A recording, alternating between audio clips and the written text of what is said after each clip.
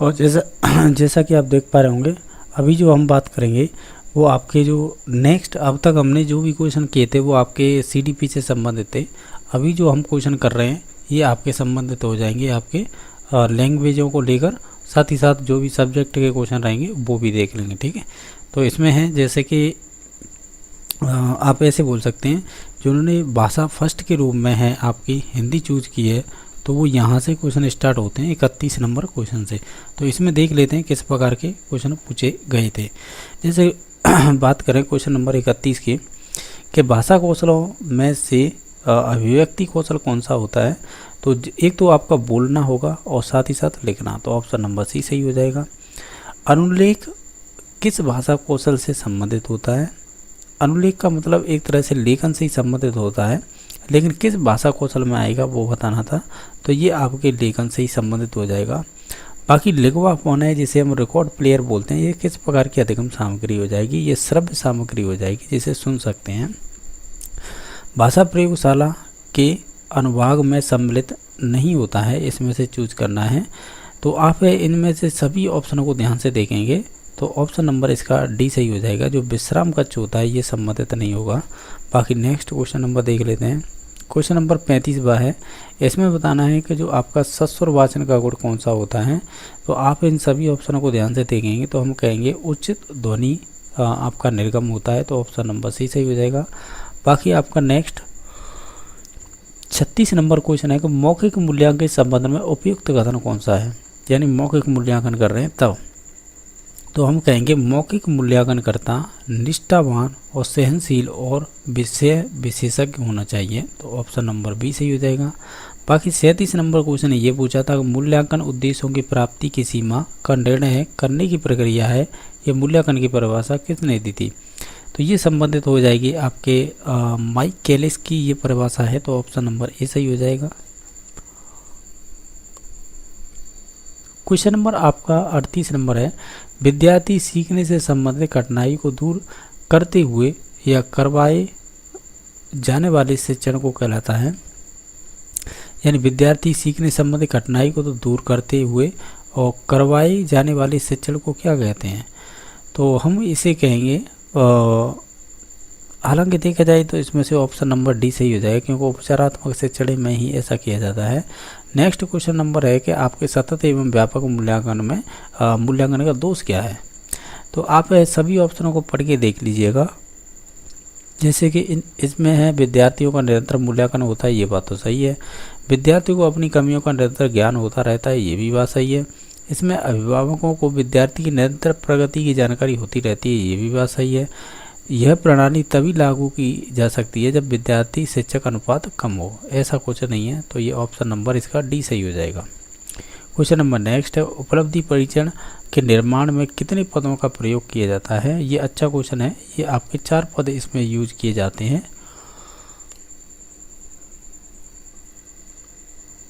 अब question number आपका है 41 नंबर, किंडरगार्टन शिक्षण विधि के संबंध में कौन सा कथन सही है।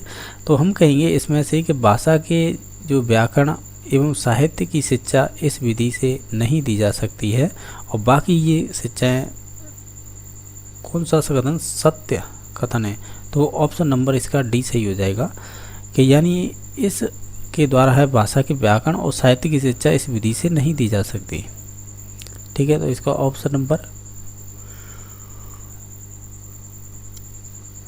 डी सही हो जाएगा। बाकी ये कथन गलत थे, यानी जैसे ये मनोवैज्ञानिक है लेकिन ये मनोवैज्ञानिक है, ये उच्च माध्यमिक, ये उच्च माध्यमिक नहीं, जो प्राइमरी में पढ़ने वाले छोटे किंडरगार्टन वाले बच्चे होते हैं, प्री प्राइमरी बोल सकते हैं, उनके लिए होते हैं। ये कुक महोदय ने इस विधि को निश्चित रूप प्रदान किया था, कुक ने नहीं दिया था, ये किंडरगार्टन है, ये आपकी संबंधित है। ये कुक तो आपकी खेल विधि से संबंधित है, ठीक है। तो इसका ऑप्शन नंबर डी सही हो जाएगा। बाकी 42 नंबर क्वेश्चन इस प्रकार पूछा था कि बेसिक शिक्षा प्रणाली में भाषा की शिक्षा निम्नलिखित में से किस माध्यम में दी जाती है। तो बेसिक शिक्षा प्रणाली है तो वो तो आपकी आप कह सकते हैं यानी जो आपका सामाजिक परिवेश है ना उससे ही संबंधित है, यानी जो आप क्षेत्रीय बोली की बात कर सकते हैं, जैसे इलाके में रह रहे हो उसी भाषा में आपकी शिक्षा दी जा सकती है। और आपकी जो आपकी नई शिक्षा नीति है 2020, तो निश्चित तौर से वो भी इसी बात को कहती है। नेक्स्ट क्वेश्चन नंबर है कि भाषा सृजन के संदर्भ में वैयक्तिक अनुदेशन प्रणाली की क्या सीमा होती है। तो आप इन सभी ऑप्शनों को देखेंगे तो हम ये कहेंगे ये शिक्षण प्रणाली अधिक विद्यार्थियों वाली बड़ी कक्षा में अध्यापन के लिए उपयोगी नहीं होती है, और हमें यही सीमा बतानी थी। तो ऑप्शन नंबर डी सही हो जाएगा। बाकी इसके कथन ये सही हो जाएंगे। विद्यार्थी को भाषा के तत्वों का ज्ञान प्रभावी रूप से करवाया जाता है, इसमें विद्यार्थी भाषाई कौशल में दक्ष हो जाते हैं, व्यक्ति से शिक्षण पर अधिक बल दिया जाता है। ये सभी कथन सही थे। जो सीमा इसकी थी यानी जो लिमिटेशन थी वो डी नंबर ऑप्शन हो जाएगा। इनमें से कौन सा है परिविचित अध्यापन उपागम का सोपान नहीं है इसमें से। तो आप इन सभी ऑप्शनों को ध्यान से देखेंगे तो इसमें से ऑप्शन नंबर डी सही हो जाएगा, यानी कलात्मक प्रायोजना है ये संबंधित नहीं होगी आपके परिविचित अध्यापन उपागम से। बाकी इसमें अध्यापन का कार्य आवंटित किया जाता है, अध्यापन हेतु निर्देश दिए जाते हैं, विद्यार्थी द्वारा स्वाध्याय और शिक्षक द्वारा मार्गदर्शन दिया जाता है। तो ऑप्शन नंबर डी सही हो जाएगा। क्वेश्चन नंबर 45 है कि सर्वप्रथम सरल तथा समान आकृति के वर्णों को लिखवाना प्रारंभ कराए, उल्लेखित इस बात का स्तर विद्यार्थी हेतु की गई है। ये किससे संबंधित है। तो ये आपका कथन हो जाएगा आपके प्राथमिक स्तर की बात कही गई है। ये आपको अपकृत्य का ध्यान से दे रखा है। इसी के आधार पर आपको ग्रामर संबंधी क्वेश्चन पूछे जाएंगे। जैसे ये कह रहा है सदैव का संधि विच्छेद क्या होगा।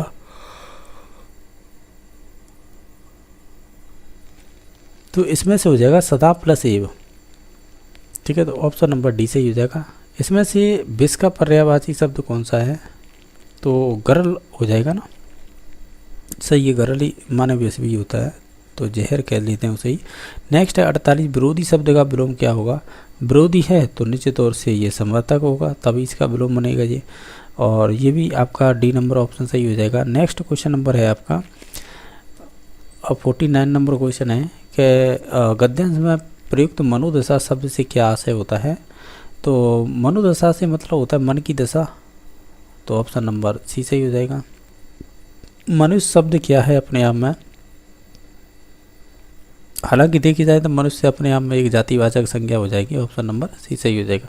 आपको एक नेक्स्ट अपघटित गद्यांश दिया गया है, इससे संबंधित क्वेश्चन पूछा है। इसमें अमूल्य का अर्थ क्या होता है। तो अमूल्य का अर्थ होता है आपके जिसका मूल्य आप आंक न सके। निधि, निधिया शब्द का एक वचन क्या होगा, इसका निधि हो जाएगा, और निधि हो जाएगा option number C. Question number आपका नेक्स्ट है उन्हीं के कारण पृथ्वी मातृभूमि की संज्ञा प्राप्त करती है, वाक्य में कौन सा काल है। तो वर्तमान काल हो जाएगा इसमें, तो सामान्य वर्तमान काल ऑप्शन नंबर बी सही हो जाएगा। क्वेश्चन नंबर आपका नेक्स्ट है भाव शब्द क्या है। तो अपने आप में ये आपका अच्छा भाव, तो ये पुल्लिंग हो जाएगा फिर अपना, ठीक है, तो ये पुल्लिंग हो जाएगा भाव। नेक्स्ट क्वेश्चन नंबर है जो 55 नंबर क्वेश्चन है अचेतन शब्द का उपयुक्त अर्थ क्या होता है। ऐसे बोल सकते हैं, ऐसे अचेतन को एक तरह से हम कह सकते हैं निर्जीव चीज़ होती है, यानी आप जैसे चेतन कॉन्शियस माइंड होता है, इसके साथ है आप है अचेतन बोलेंगे तो अनकॉन्शियस माइंड हो जाएगा, तो ये निर्जीव के लिए इंडिकेट किया जाता है इसका उपयुक्त अर्थ अचेतन। वाक्य के कितने अंग माने गए हैं, हालांकि इसमें देखा जाए तो इसके 2 माने गए हैं। रचना के आधार पर वाक्य का प्रकार बताइएगा। इसमें से देखा जाए तो रचना के आधार पर वाक्य में इसमें से प्रकार बताना है, ठीक है, तो इसमें से हो जाएगा जो आपका संयुक्त हो जाएगा, और इसमें एक सरल भी आता है, संयुक्त भी आता है, और एक मिश्र, ये 3 प्रकार होते हैं। किस आधार पर, रचना के आधार पर। और अर्थ के आधार पर पूछा जाए आपसे तो अर्थ के आधार पर आपके 8 प्रकार होते हैं, ठीक है, जिनमें से एक विधानार्थक दे रखा ना, ये संबंधित होता है अर्थ के आधार पर। इसमें प्रश्नवाचक भी आ जाते हैं, विधानवाचक आ जाते हैं, और आपके सात्वक, इसमें 8 प्रकार अन्य प्रकार के होते हैं। हालांकि इसका ऑप्शन नंबर सी सही होगा। 2 शब्दों को जोड़ने के लिए प्रयुक्त विराम चिन्ह कौन सा होता है।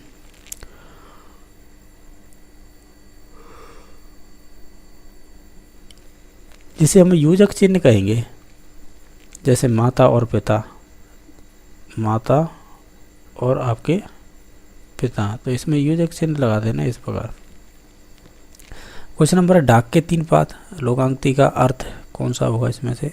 तो इसमें से हो जाएगा वो आपका हो जाएगा सदा एक जैसी स्थिति बनी रहना, बहुत लज्जित होना, के लिए मुहावरे का अर्थ क्या होगा, तो इसे कहेंगे हम